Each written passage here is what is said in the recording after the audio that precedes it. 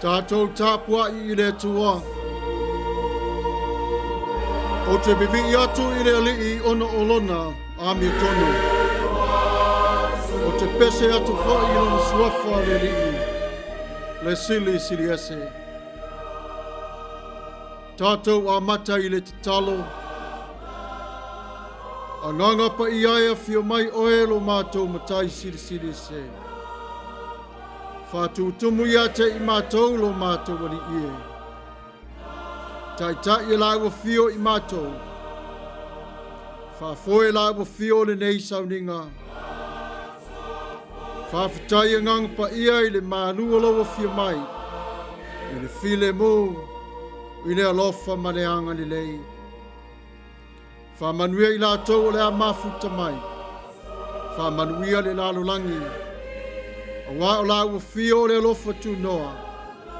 E whāpavau lava. I le suafo Yesu Keriso. Lo mātou wali I ma le whaola. Amene.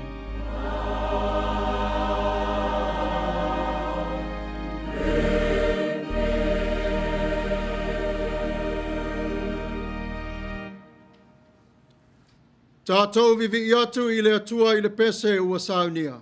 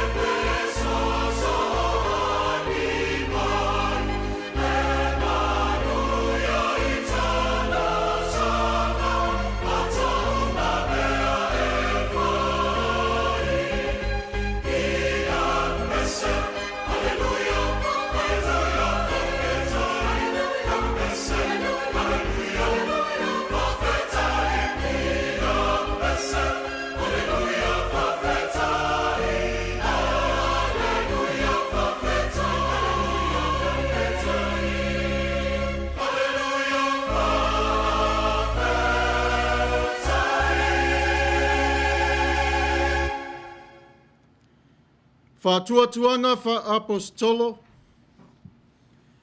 ngangana wha Samoa, mani ngangana wha Peretania. Ua o whātuatua I le atua le tamā, o le ona le malosi umalava, o le na whaia le langi ma le lalolangi. Ua o whātuatua fo'i a Yesu Keriso o lo na alo e tō tasi o lo tātou wali'i. O le na whanau e le anganga pa ia, na whanau mai I a Maria le taupou. O le na pua ngā tia I le pule a Pontio Pilato. Sa wha sa tauroina, sa maliu, sa tanumia. No oifo I se oli, O le aso tolu na toi tū mai ai na ie woti. Na fioae i le langi, o lo o nofo o ia i le tū tamatau o le atua le tamā. O le e ona le malosi umalava. O le atoe fio mai o ia e whamasino i e ola atoa mai woti. O whātua i le anganga pa ia. O whātua i le kāle sia pa ia e au fiai no uma. I le mare mafutanga o le au pa ia. Mare whamanga loina o angsala. Mare toe o la mai o le tino o le tangata. I le mare ola e whamavau. Amen. United Church of Christ, statement of faith in the form of a taxology.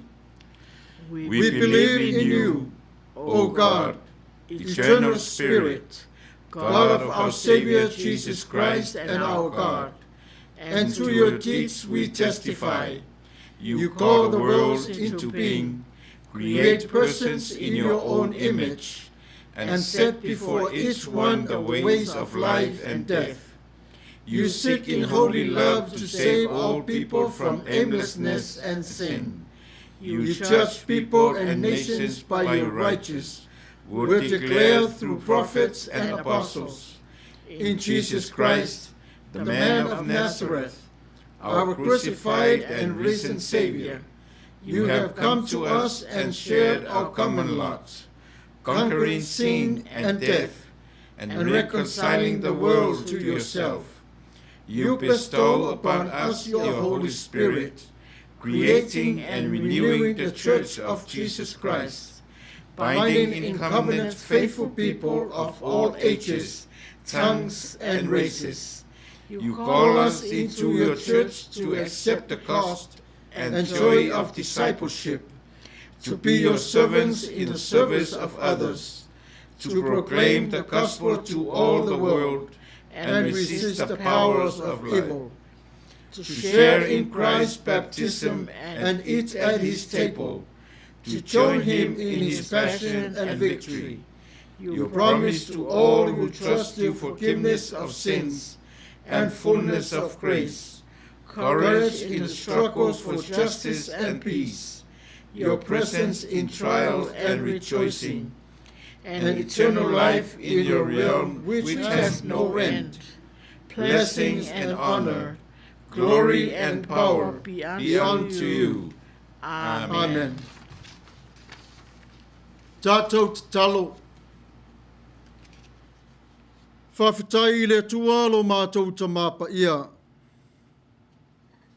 O oe o le tamā o le lofa. O le anga le lei. O le wha pale pale, o le ono sai, ma le anga malu. E vi ia lau a fio i le nei tu la.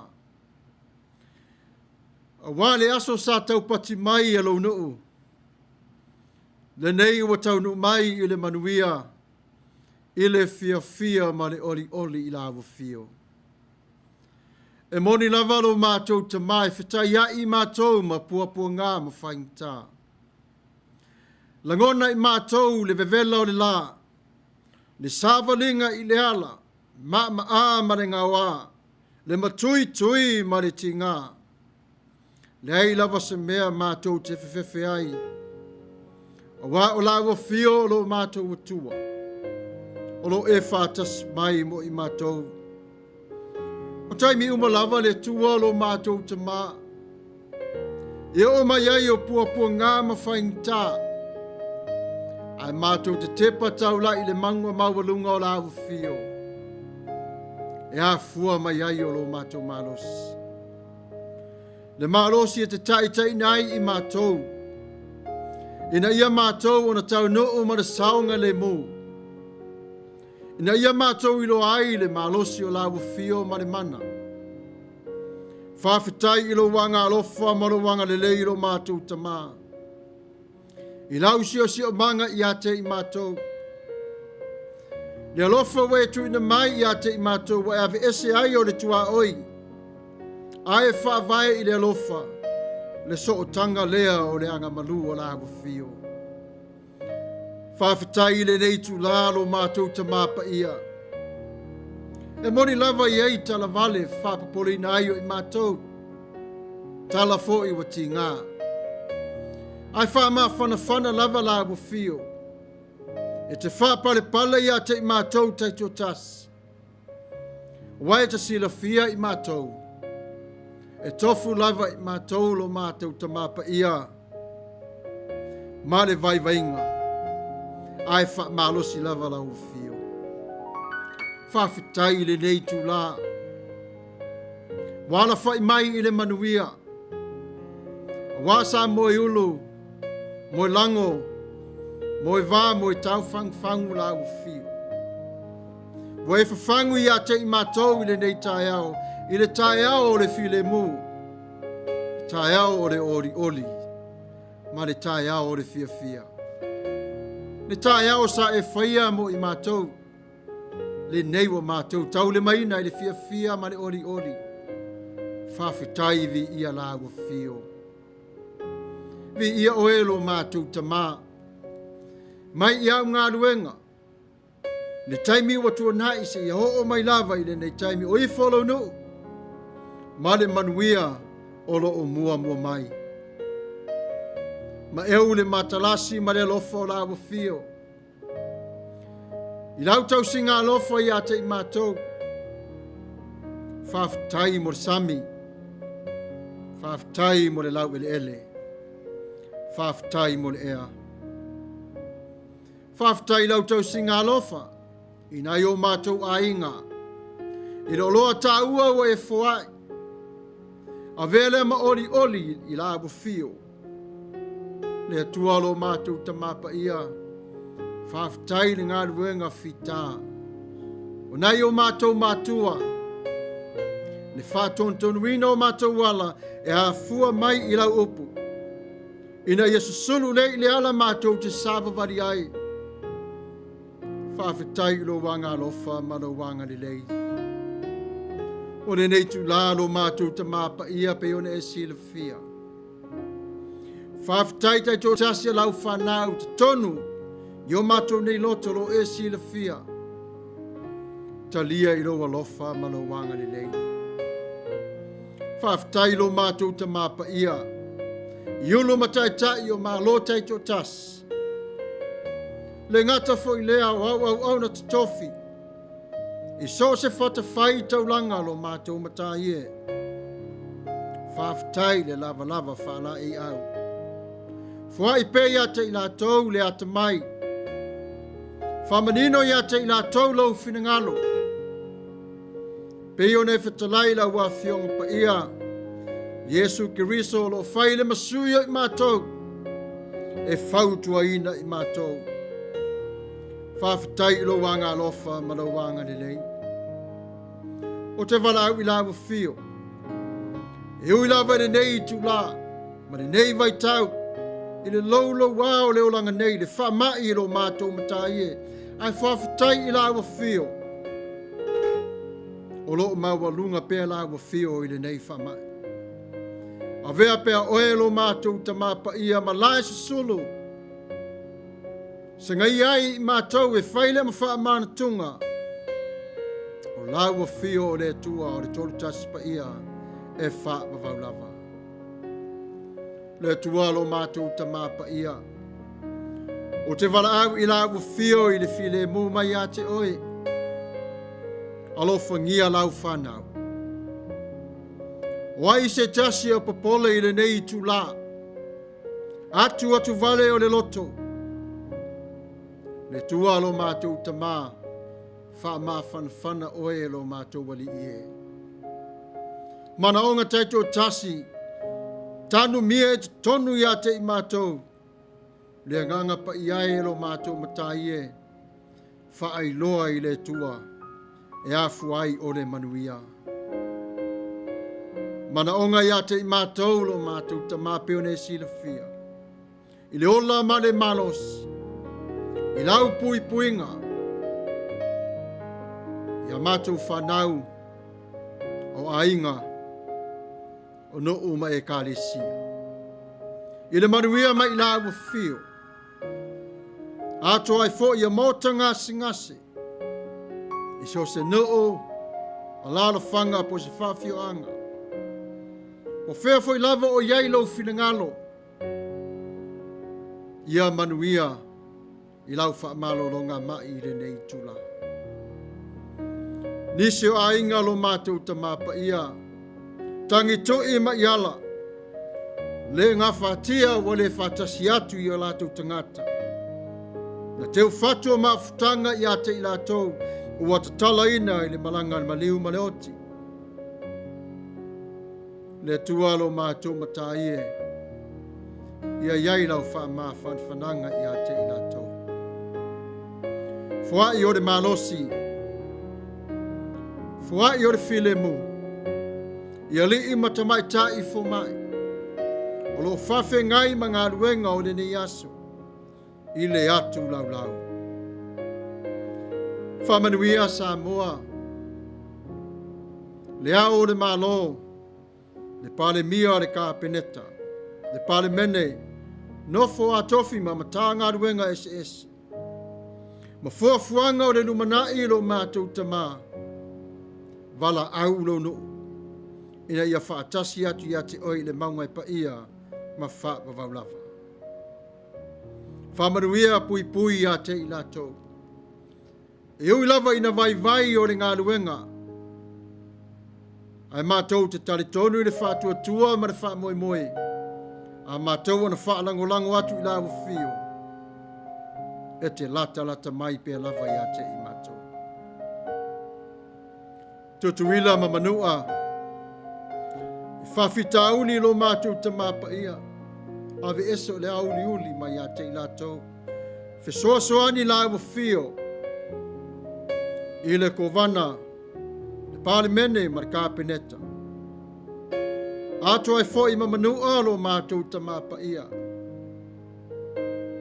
Fesoa soani i a te i lātou. Au mai e lawa fio le file mu. Whātonu whalau wai e lawa fio o lo lātou tāu mwhai. Le atua mamanai. Whāwhtai lava. Amerika ma le whainga malo pe o ne sila fia.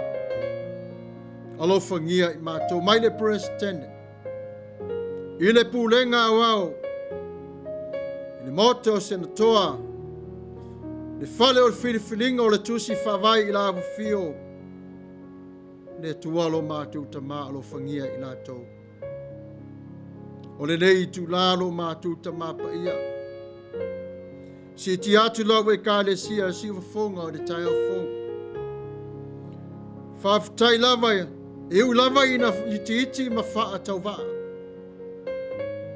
A o lananga lue le tualo mātou tamā. I le atu lau lau. Mātou te tale tonu o wha malia ina le fia fia i ate oi. A o le mana ongalo mātou tamā pa ia. I le malosi. Mai lava le presidente ma le wharitua. Whātonu ma le wharitua. Le au whai ngā ruenga ma le ekalisia. Fua i mai a te i la tau le malosi mai la au fi. Le tualo mātou ta mapa ia. Po whefo i lava mātou te fuli iai o le maa. O lo whau masolo iai o mātou wanga sala le ta ele. Whaamangalo mai i a te i mātou. O le hafo i lo mātou tau mawhai e teu. Whafolo mātou ni whatu. E te sila fia lava. O i mātou o le whanau le whotulanga mase. Lea mātou te ifo atuai i lawa fio. Le tualo mātou ta mā. Whaamangalo mai i a te i mātou. Yang sala ua whai malelei loa. Ang sala ua whai maniloa. A oso whaia i mātou i vai ngā le fili. Whamalo si mai a te i mātou. Awa i mātou i whao sosonga. Pui mai a te i mātou i tofu tufonga. Whamangalo mai le tasi le vā. Malawa fio. Le tualo mātou ta māpa ia. O lea le talo.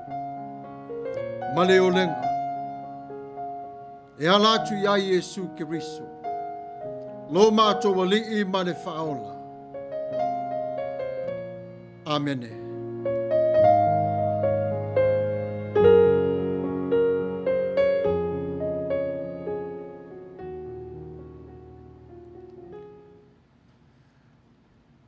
Tatou vivi atu i le atua i le pese ua Sauniga.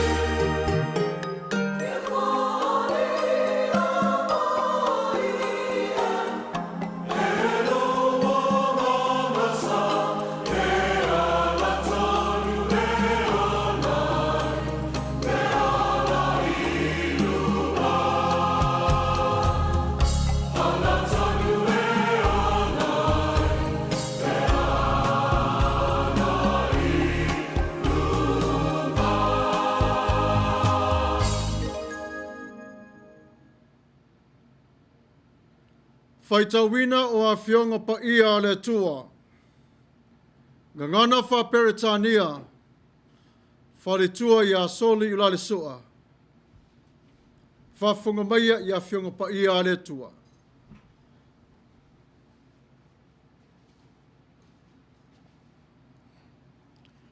Our Bible reading for today will come to us in the New Revised Standard Version with the book of Exodus, chapter 19, verses 10 to 25. Let us hear the reading of His word.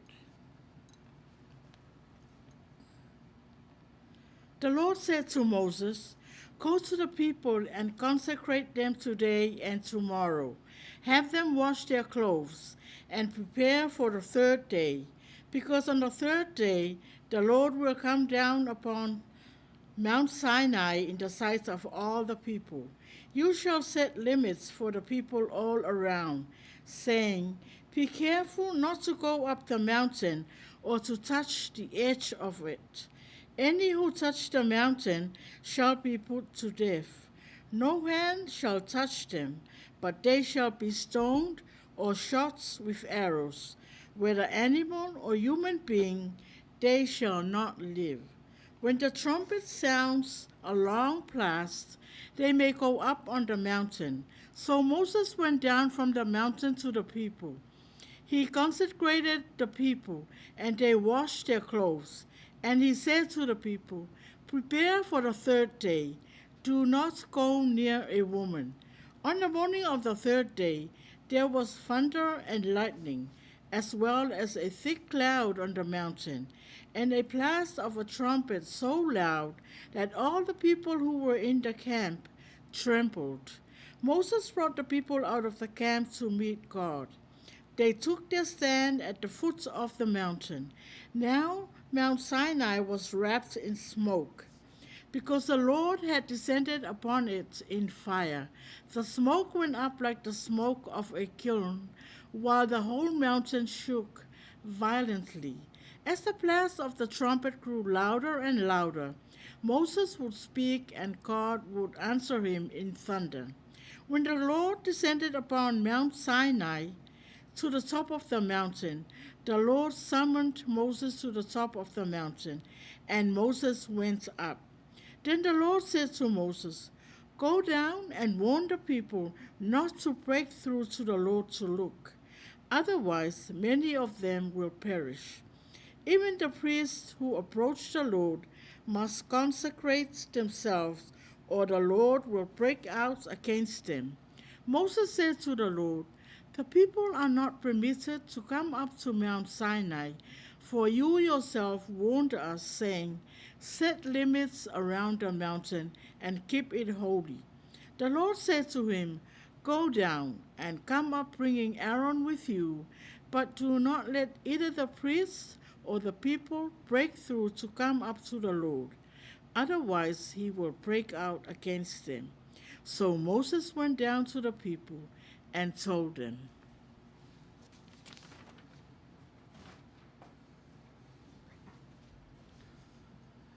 E soto se fulu maliva. O le whaitawina le whai upu se fulu e whangata mai i le lua se fulu malilima.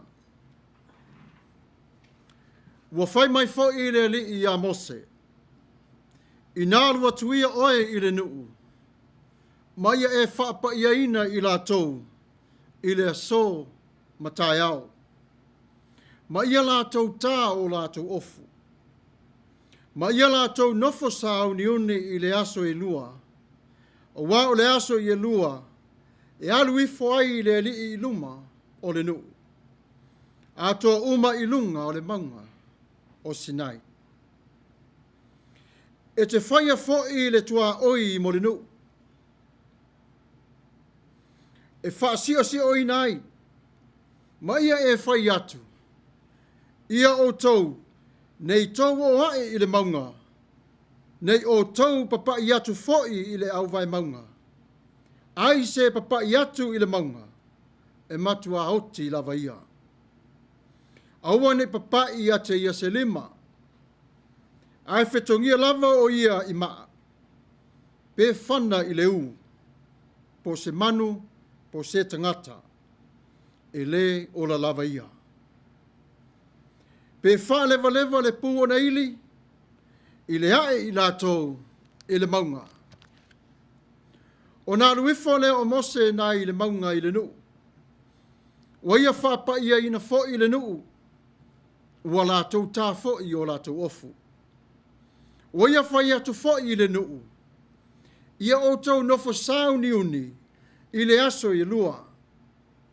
Auane o tau o ane, ia o tau wā. O na ole i le aso tolu i le tai au. Wailunga o le maunga le whai tili. Mawila. Ma le au uli. O le leo fo i o le pū wa matua leo tele.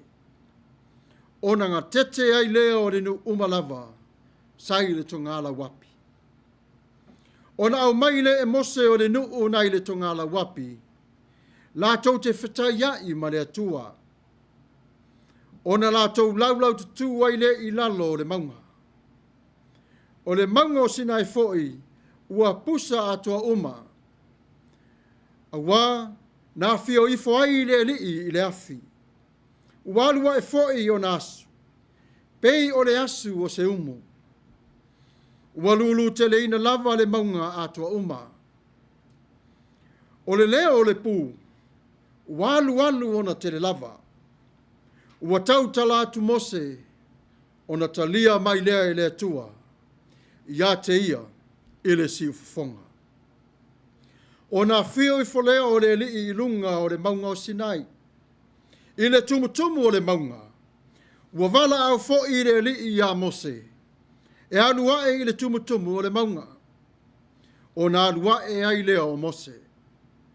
O na feta lai lea o le li i a mose, i nā aluia i lalo, whai atu lava i le nuu, ne i lātou sa fia mai e mai moa i le li, o na oti ai leo i lātou i to tele.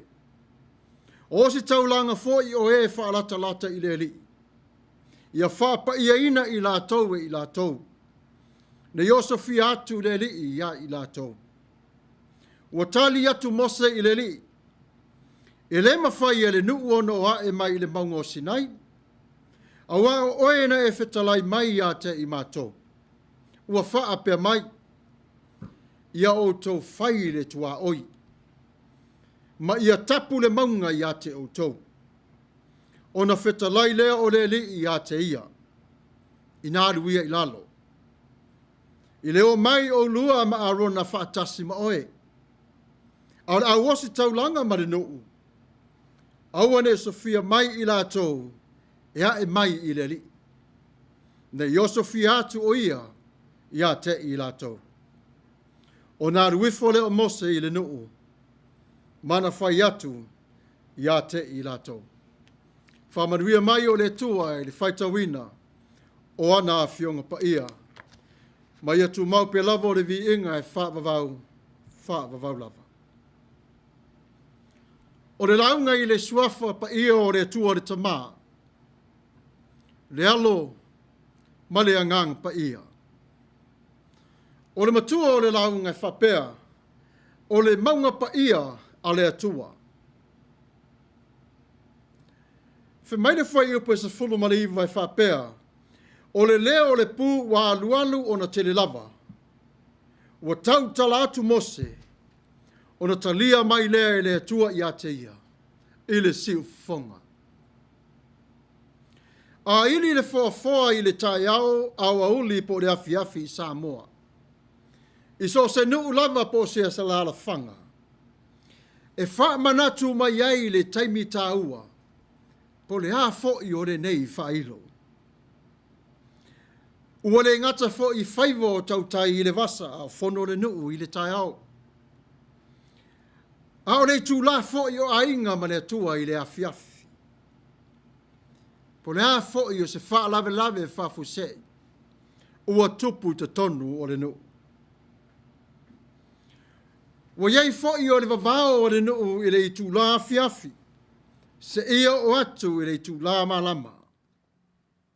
E taa ringoa i le ai, e le ai se pa o po se ngasei. E iai le tala tonunga o le taimi lea, wa tu ina mai iai e le li i lona finangalo i lona no. Ma le taimi o le atua ma ona tangata. Wa iai fo i la o le tangata wa tō fia. E anga vaa i lea tō finga. Tapua'i ma leo leonga anu. I le pui pui o le lautele. Ma le mamalu o le nu o le atua. O le tūlā le sili atu o lona mamalu. E le ai lava se tasi e fai o lona loto. Pe sao mai e i tapu a fola ina e to tono no. E le ai fo i sa kerisiano e pule i lona loto.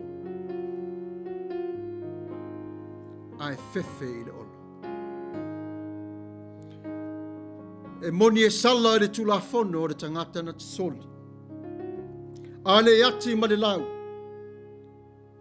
Po ua mamafa o le sala i te tonu o le nofo anu. Ai o le ta iala mo i tātou i le ne yasu. E au tū le tala o le ili ai o le pū te tonu o le tuspa ia. E whai loa mai ai e ise mea tāua e te tau o nai loa e tangata. Ia no fauta o malava tangata ma usi ustai ma whaanongolongo. O le ale nei. O le ata tau vava ai ai le whaonga ina o le pū. Malonga o ngā tele te tonu o le nuu o le atua. I le whailo mai o nei mea taua o loo te tupu. O anei mea. E whaaleo hai o si i ngā taua. Vala au ai tangata i Tapua'i. Whailo ai whaalawe te tupu whaafose. Ma fola ina ai le toia fio mai o Yesu Keriso. Le whaamasinonga muli. Ma le atoanga o le mālo o le atua, malana pule. O le mori mau o le ne yasu. Whetalai le atua i a Mose e whapa ia le nuu. O anga i mai i le maunga pa ia. E pei o oe i le tai au nei. Mo whapa ia oe i le atua. A wā oe o le ua alofangia e ia. Ai se asa le mawhai ai e Israelu. O na pai atu i le maunga. O na o le angsala. O le mamalu o le atua. A o le angsala sa i ala tau tangata. Le ala fo le na pui mai ai le atua i ate i la tau. Awane i oti o se tasu i la tau. E o lava i mea ola whanga. Ua ili le pū e whaasino i ala o le tangata. Ma whaino ai le taimi o lo tara noa ai mosa ma le atua. Le anganga pa ia. O lo whai mō tātou sui i le anganga. I le tatalo i le tamaa. Ma ua whainoa mai e le pū. Le sili ese o le atua. E pa ia marona mamalu. Whātase ai mamose o le polovanga e tū i le vā o le atua. Matangata. Roma valu whai upa tōris fuma whai whapea. O ai se na te whasala ina mai. O Yesu Keriso o ia na maliu. Au ato e tū mai lava o ia. O loo i lei tū tau matau fōi o le atua. O loo whautua fōi o ia. Mo i tātou. Mo wha manatu mai e Paulo i ate i tātou. Iaso o tua nai o Mose sa tū i le vāmatangata. A le so. O Yesu. Ua i le vā o oe. Ma u i le tua. Mo wha manatu mai fōi i le awhionga pa ia le tua i le malosi. O lona alofa malona ngalelei, e te tau tangata o malava. Ona toe fōtuai o le mafufa. Toe sa ili mai te tonu i a te i tātou. O ani la ngona mawhita. A wā ua mauti noe au whātua tua e toia whio mai Iesu Keriso. Le alofo le tua ua whaapaia, ma ua uai mai ai oe, i lona paia i le whia whātasi ma oe i le nei tai au. Mo whātau wa ina le nei vai taimi o le soifuanga, mo ainga, e whaatini ai whaiva o asa umalava o le tautua, ma au nanga o le tala le lei. Le amatanga o le nei vai tau, o le ativeni. Ua tātou sauni atua i le whaamana tuina, ma le toi vaai i le toi a whio mai o Iesu Keriso, lo tātou atua. O le a whio mai Iesu Keriso, i le alofa ma le anga le lei. Ai leo le whio mai ma le mana ma le malosi e pei ona tā ua le tusi o e soto. Ai a whio mai o ia o sili ona iai i le ala maulala. E whetā iai ma oe i le loloto puapua ngā mawhaingta. Ua whio mai le tua e whafta iai mai tātou.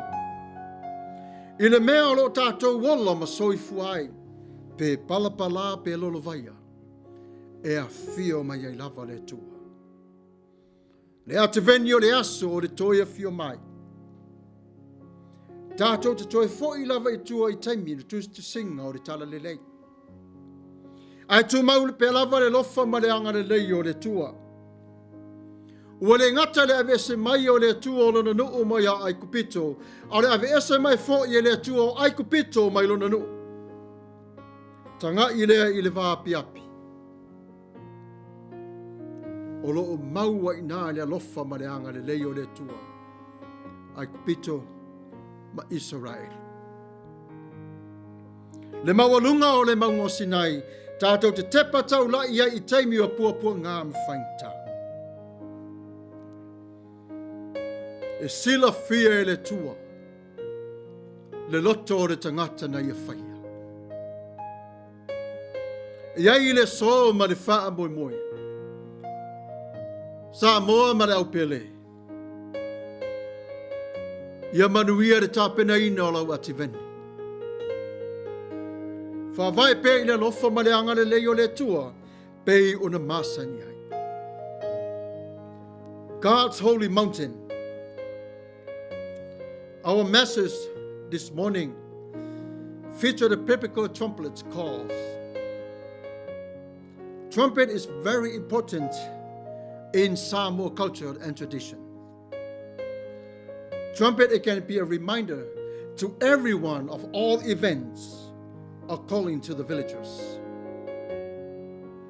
It can be a time for family, for prayer meeting, young men to prepare for fishing, and the important time is also and its curfew. During the night, villagers must all stay in house and obey the order until the next day. There also is an assigned person to this task who has authority to do so. We will be looking at trumpets, the trumpets announcing in the major events, sounds of battles, summon God's people to worship, warn of impending doom of the coming of our Lord Jesus Christ, the last judgment, the full reign of God's kingdom. In today's message, the Lord tells Moses to concentrate the people as they approach God's holy mountain. The trumpet calls here direct the people and so indicate when Moses and God are in conversation. The heavenly trumpets blast and frighten loud, and God's presence is accompanied by the elements of full force, smoke, thunder, and lightning. God's absolute and awesome in power revealed in his majesty. Moses stands between God and the people. Just like Jesus Christ now is sitting at the right hand of the Father as an intercessor for you and for me. What a contrast between the people terrified approach to God at Mount Sinai and their joyful approach at Mount Zion. What a difference Jesus has made. Before Jesus came, God seems to distance himself from all of us. After Jesus came, God welcomes us through Christ into his presence. Accept God's invitation today. As Christmas is approaching, the Advent is coming. It's the day we celebrate the second coming of our Lord. We know deeply in our hearts all Christians believe with faith and hope coming back of our Lord Jesus Christ. It will happen. As Christians today, as we are citizens of heavenly Jerusalem, right now, because Christ rules our lives, the Holy Spirit is always with us, and we experience close friendship with other believers. It is good to remind us the absolute power of God in our lives and of our need to respect and to submit to it. But as we enter into Advent, we are also looking towards God coming to us in Jesus and vulnerable, human and entirely acceptable. Then the people won't be able to approach God because of sin. Today, you can freely go, approach God, receive him in your heart. And God wanted to have a relationship with his people. It's you. And he also said, be still. He is God. God said to Moses, go tell the people. God said to Jesus, go and save my people.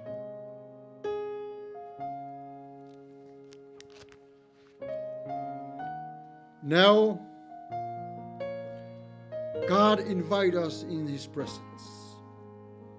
Jesus is superior to Moses because Jesus opens the way for us to come to God with great joy.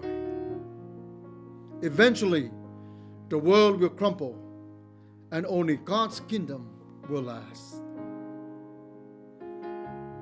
Give it the opportunity, decision making of love. Maybe it is the first time you have heard this message.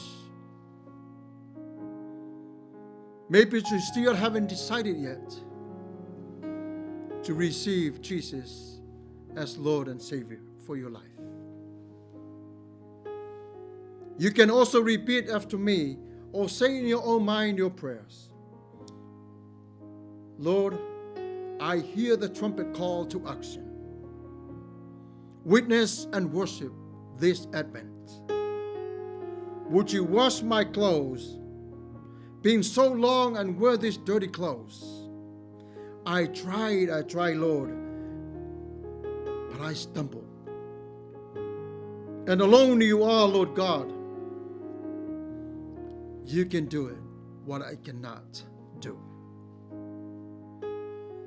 Whatever tailor-made and the brand of clothes that you wear, it will get dirty.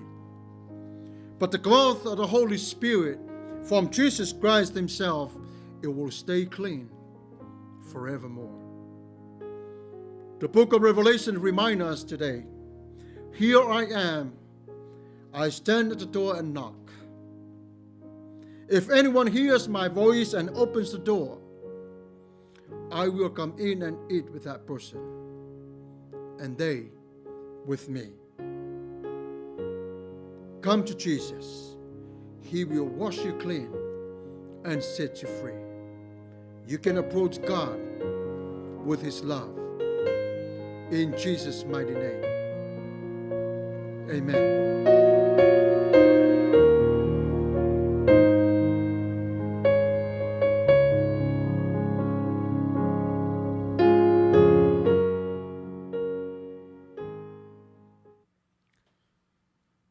Tatou vivi atu i le atua i le pese ua Sauniga.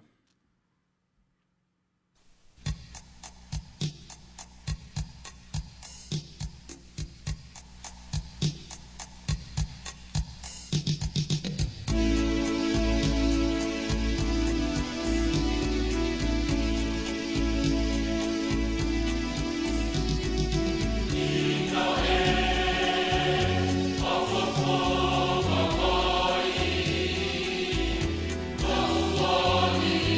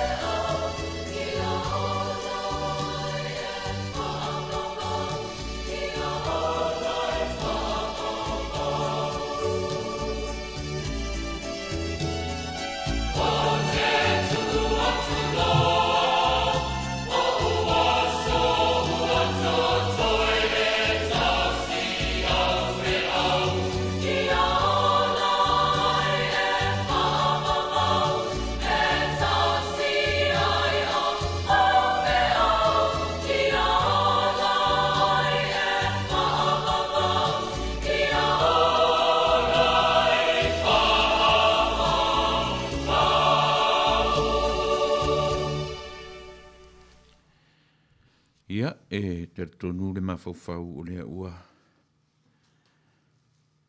Mua on tātou o mori la palapa o malo, ma whafo i le vi inga i le tatau iai le vi inga. Mo lea turanga whaftai sa moa i lau whafonga anga, ia me se lava i lātou na mawhai o na tātou whai Tapua'i inga whatasi, i le nei aso pa ia o tātou mataisili. O vi inga lawala ia ma le whaftai ia tātou te ave ma whafo i le tatau ia le vi inga. Wa o le atua e pale i vi inga. O tātou ngā rue ngai whai, po whea lawai anga iai, o le wha moe moe, vi i ai le atua, ai le o i tātou. Mo le atu ranga whaftai tele, sa moe lau whafonga anga, ma lo le pale, ia ma lo le o nusai, ia o lea o titiro atu, tasi le tūla, ma le tasi le minute, ia tātou Tapua'i inga o le ne yaso.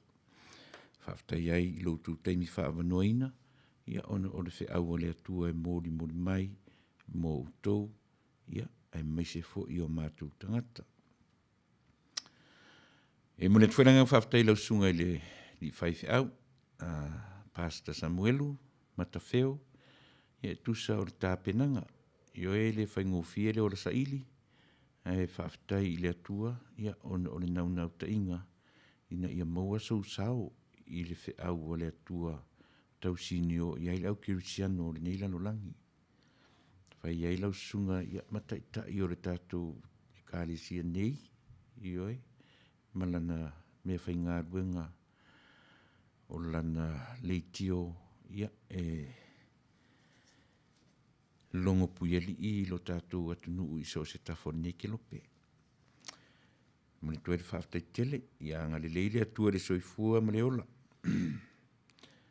Whatumula utu, ia walawa le tautuaina o Samoa i so se tafa. O tātou le ngā rulue i tutonu o se fale, whaatawhawha, o within the four walls. O tātou wanga i ave le wheau o le atua i so se Samoa i le lalulangi. Tau i mane nei vai tau o whaamai, ma le anga i mai i o tātou tangata. Ia vi ia le atua i awala wana whaia. Haone ni lawa i tu aso, ia, e whapena se langona. Samoa whafonga, ia, whaia o masui o le. Nei ka le sia, ma le nei ala leo, ia, ma le sunga fo i whawhenga nei, o fo i au ngā rulua, au whai ngā ruanga, ma le presidente, whai lau tusi, ma i mātou uma o lo ngā rulua i tonu o nei ofisa. Ia, mātou te tuere ngang whaftai Samoa i so se tafore nei ke lope. Lem whaifoi o na tu ue lalo le ngang whaftai i au whai pese o nuu mawhio anga o whalapo tonga ia mai latu te tōtasi o e na mauaro latu sao ia o la mātou ngā ruenga o le whaalau i loa. O le amata lotu o lo mātou whaongaina ia sa te tasi ia na tapena ina ma Sauniga le whakasa au whai pese le whakasa hat Valley i New Zealand. Ia ma pese na whaongaina, ia o le kolisi whaawhaiwhi au i Malua, o le ekalesia le whakaasa i tawhatolu i San Jose i Americanei, ia ma le ekalesia le CCJS, ia po le ekalesia whangatongo pēr, powesi i le whioanga o whangatongo, Amerika Samoa. Ia ma le instrumental, lo matu whangaina, tapenaina, ia e le alo whawhiangainga le li o Iglis ete. E pe o ia le ngā tapenaina, ia le vainga o le instrumental lena ma tu te whangaina e to Tapua'i, ia la tātou tapenanga, ia ma le amataina. Ia e mone ni lawa teimi ma le nei tula, ia e toi mone tuerenga whaftai tele Samoa, whamuni mai le tua. Au tātou te pena atu i le nāwa ia so wha amadu mai whi au mga ruenga. Wha tele atu e le atua i nai titi mo i mātou. So i fua mai i Manuia. Tātou whai ui le talo. Le tuolo mātou ta mapa ia. A whio mai lawa whio tātou wōwha tas ma oe. Mātou te leo e au noa maoe. Lo mātou matai siri siri e se. Whawhtai le pare mai o lawa fio. Tu mau mai pe oe ia te mātou. O fiofi mai ia te mātou. Ire nei tu la. Tai au masa o malava. E whaavavau lava. Amen.